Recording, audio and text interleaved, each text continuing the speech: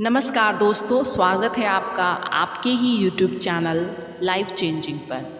दोस्तों, हमारी इच्छाएं अनंत हैं, इच्छाएं कभी समाप्त नहीं हो सकती, इसलिए हमें हर हाल में संतुष्ट रहना चाहिए, कभी भी घमंड नहीं करना चाहिए। इसी संदर्भ में मैं एक कहानी लेकर आई हूँ, तो चलिए शुरू करते हैं। एक राजा रोज़ सुबह दान करता था। इस वजह से राजा की प्रसिद्धि अन्य राज्यों में भी फैली हुई थी। रोज़ सुबह राजा के महल के बाहर गरीब लोगों की लाइन लगी रहती थी। राजा को इस बात का घमंड था। एक दिन राजा के महल के बाहर राज्य के प्रसिद्ध संत भी आ गए। राजा संत को देखकर प्रसन्न हुए और उन्हें प्रणाम किया।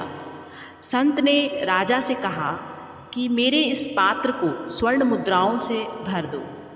राजा उस संत का बहुत सम्मान करता था। उसने कहा कि गुरुजी, ये तो बहुत ही छोटा सा काम है, मैं अभी आपके इस बर्तन को स्वर्ण मुद्राओं से भर देता हूँ।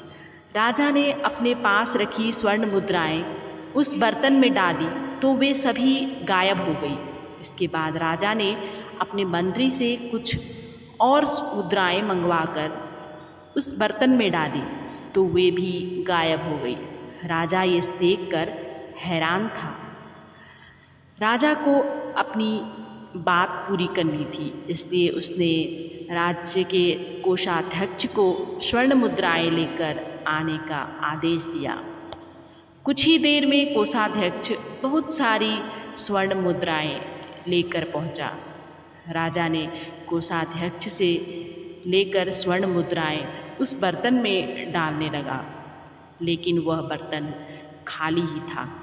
राजा ने संत के सामने हाथ जोड़कर हार मान ली और कहा कि कृपया इस बर्तन का रहस्य बताएं, ये भर क्यों नहीं रहा है।